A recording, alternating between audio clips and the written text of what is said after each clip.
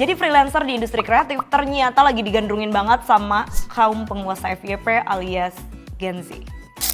Kalian tahu kenapa? Karena industri kreatif itu ternyata bikin para Gen Z itu bisa all out katanya. Mulai dari mereka bisa pilih untuk jadi penulis, as a scriptwriter, atau mungkin jadi desain grafis, atau mungkin jadi editor video. Nah, ketiga profesi itu ternyata paling banyak dipilih sama freelancer ketika mereka memilih industri kreatif. Nah, kalau ngomongin soal freelancer, sebenarnya ada pahitnya, ada manisnya. Manisnya dulu deh. Kalau soal manis, kita bisa kerja fleksibel sesuai dengan waktu yang bisa kita tentuin sendiri, plus projectnya itu bisa kita atur hasilnya seperti apa. Tapi pahitnya, namanya juga freelancer ya guys, kapan ada project ya ada duit, kalau nggak ada project, ya sudahlah.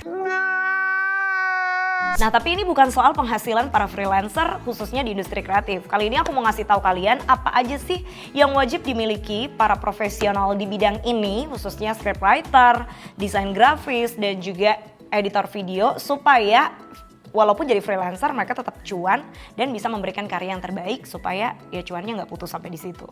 Nah, kalau kamu milih jadi desain grafis, pastiin device yang kamu punya itu supportive. Ya at least bisa buat kerja lah. Kalau punya duit lebih untuk beli yang bagus, ya udah sekalian aja.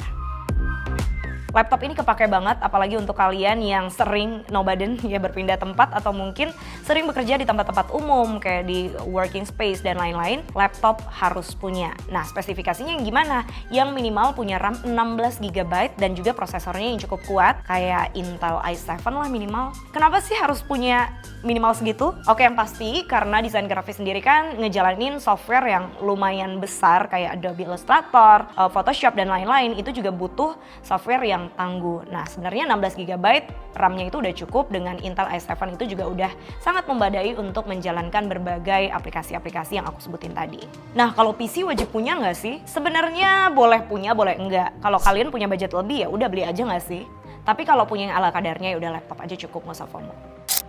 PC sebenarnya itu lebih baik karena dia lebih stabil untuk ngerjain proyek-proyek desain yang lebih berat kayak animasi atau mungkin 3D yang butuh rendering. Dari segi kekuatannya dia juga lebih powerful, RAM-nya yang biasanya upgradable, terus beberapa performanya itu bisa di-customize sesuai dengan kebutuhan. Tapi sekali lagi PC bukan produk utama yang bisa kalian pilih, yang penting ada laptop dulu.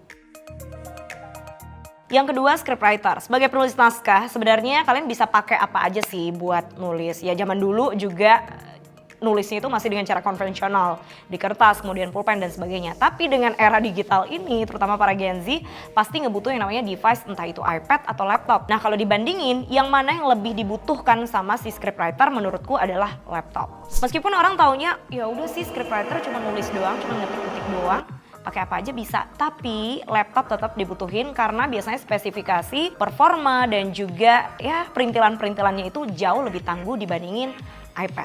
That's why aku sangat merekomendasikan para scriptwriter harus punya laptop sendiri. Ya untuk ngulik-ngulik kerjaan, untuk riset-riset resource, untuk bikin final draft dan lain-lain, bahkan sampai presentasi pun lebih kompatibel kalau kita pakai laptop. Aku sangat merekomendasiin para freelancer untuk pakai laptop yang nyaman. Mulai dari keyboardnya yang empuk, terus layarnya kalau bisa yang care sama mata kita.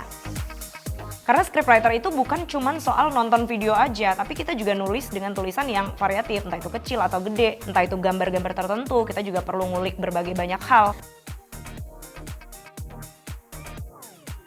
Nah, di sini aku ngerekomendasiin salah satu laptop yang memang aku pakai selama hampir 1 tahun ini, itu adalah HP 14S. Nah, kebetulan kalau kalian beli di iOS Store, HP ini tuh harganya kalau nggak salah di 3 juta sampai 4 jutaan aja. Selain harganya terjangkau, pemakaiannya juga nyaman, terus keyboardnya udah 1 tahunan ini dia masih empuk-empuk aja. Dari segi warna layarnya pun di mata itu aman meskipun dalam keadaan yang redup.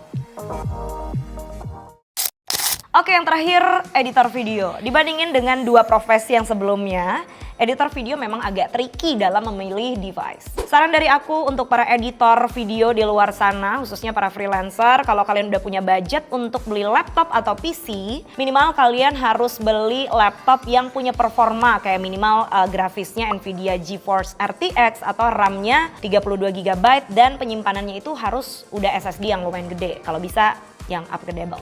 Dengan performa yang tangguh tersebut, ini juga ngebantu para editor video biar kerjanya itu lebih efisien.